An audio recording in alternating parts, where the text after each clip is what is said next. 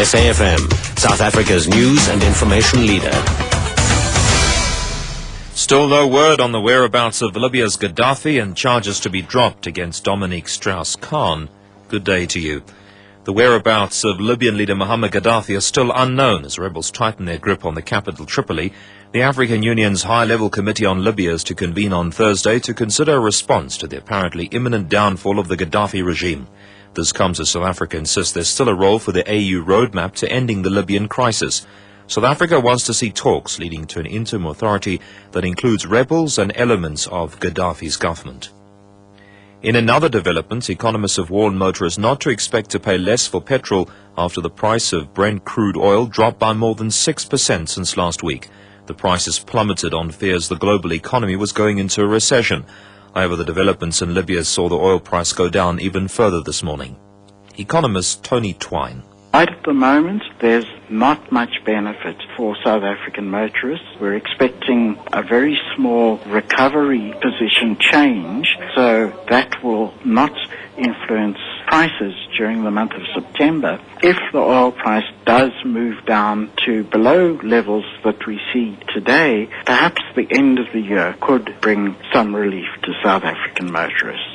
The ANC in the Western Cape has formally requested the Public Protector to probe a multi-million rand communications tender that the provincial government awarded to TBWA Hunt Lascaris.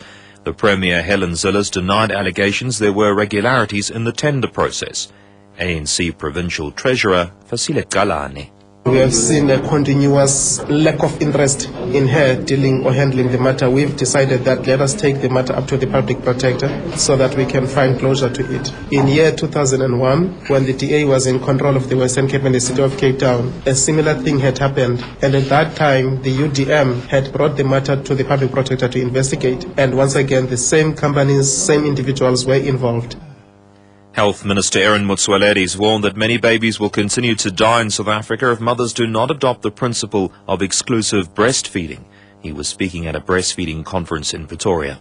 The evidence that is being presented today is that it has been shown that when mothers are on ARVs, they can actually breastfeed. Because if they are not, children survive HIV/AIDS, but they are killed by other diseases. And that's what's happening in South Africa now. There are many children who die more of other diseases trying to avoid HIV/AIDS because they are not being breastfed.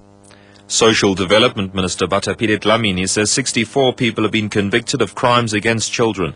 However, they're yet to be found unsuitable to work with children by the courts as required by the Children's Act. The minister says only one name appears on the Child Protection Register.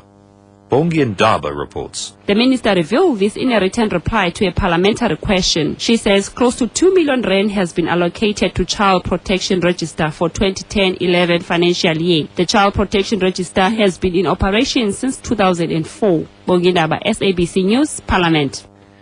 U.S. media is reporting that the Manhattan District Attorney will drop rape and sexual assault charges against the former head of the IMF, Dominique Strauss-Kahn. Sherwin Bryce Peace reports. Not entirely unexpected, the case is likely to be thrown out due to the credibility of the plaintiff, a 33-year-old chambermaid from Guinea who claims Strauss-Kahn attacked her in a suite at a posh New York hotel after she'd gone inside to clean it.